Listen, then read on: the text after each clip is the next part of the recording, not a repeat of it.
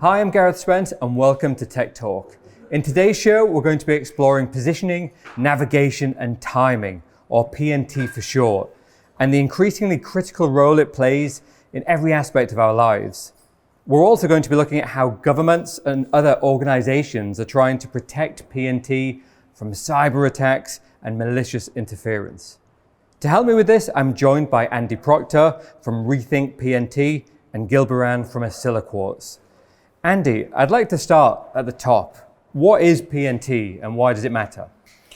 Well, PNT is a term that's used to encompass data, and it's data that enables us to derive where we are with relation to something, in relation to the Earth, but also when we are. And that's important because that enables synchronization of equipment and synchronization of services, so that once we start to deploy infrastructure, once we start to need to guide and navigate our way around the world, we can use this data to do that. PNT's resiliency has become a hot topic in recent months, from news reports on CNN to even featuring in Netflix movies. Why is it now more vulnerable than it appears to have been in the past? It's actually not more vulnerable than it has been in the past, because the vulnerabilities of PNT have always been there. There are different vulnerabilities for different technologies. They've always been there. The reason why it's become a hot topic now is because of the proliferance of PNT within technology and within our daily lives. So our dependency on it has increased, which then means the vulnerabilities that exist penetrate much, much deeper into our daily lives and into the functions that we use every day. So what do governments and other organizations need to do to make it more robust? It's a very good question, and there's two ways to answer that. One is for governments. Governments really need to be thinking about critical infrastructure and encouraging those organizations that operate critical infrastructure to think of multiple types of PNT and not just rely on one source, for example, GPS. But organizations that operate CNI and use PNT, they need to be thinking of the risk they hold, because it's really a risk to the delivery of their own services. So business continuity and risk is really the area in which we need to be addressing PNT issues. Gil, this is a good time to bring you into the conversation. How is Oscilloquartz helping governments and others develop assured PNT solutions? Yeah, so first of all, as you know, we are this year 75 years in this business. So we collect a lot of know-how over the years. What we are providing is assured PNT technology, which is based on what is called in the industry zero trust architecture. This architecture is defined today originally by the Department of Homeland Security in the US, but these days also by IEEE 1952 standard. So what is zero trust architecture? In the old days, we used to be trusted on single source, meaning GPS. And if it's jam or spoof, then what you do? With zero trust architecture, you're not supposed to trust any source by itself.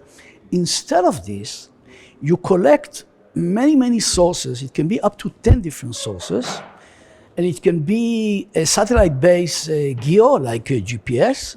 It can be STL-based, coming from LEO.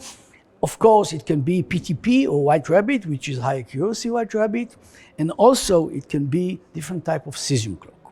So we are taking all of these sources, and by the way, we can provide different weight for different sources because the performance of the sources are not always the same. For example, with cesium, there is no dependency on any signal from the sky, so the reliability is much higher, so you can give it higher weight.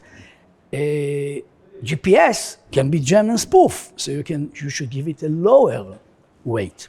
So what we are doing, we are implementing fusion function, where we are comparing all these sources and we measure the quality of them, and then we take all these valid sources and we combine them in what is called combiner function, and the output of this function is the best possible clock, which include, of course, phase and frequency, and time of day that allow us to take into consideration all possible source that a specific node has. You mentioned there that Oscilloquartz has been in business for 75 years. Are other vendors able to compete with the expertise that you guys have? So you will hear vendor claiming that they can, but now we have to dive into details.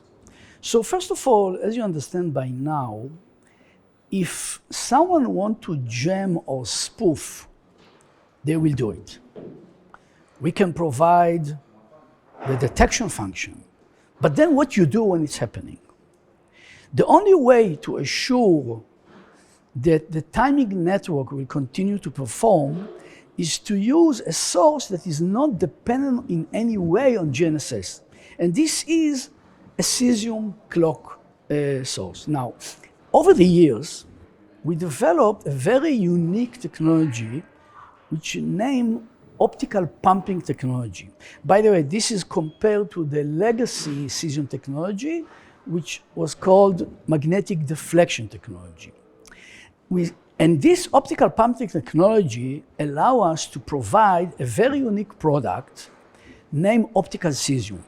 I can tell you that there is no other vendor that owns such a technology that we have developed in-house.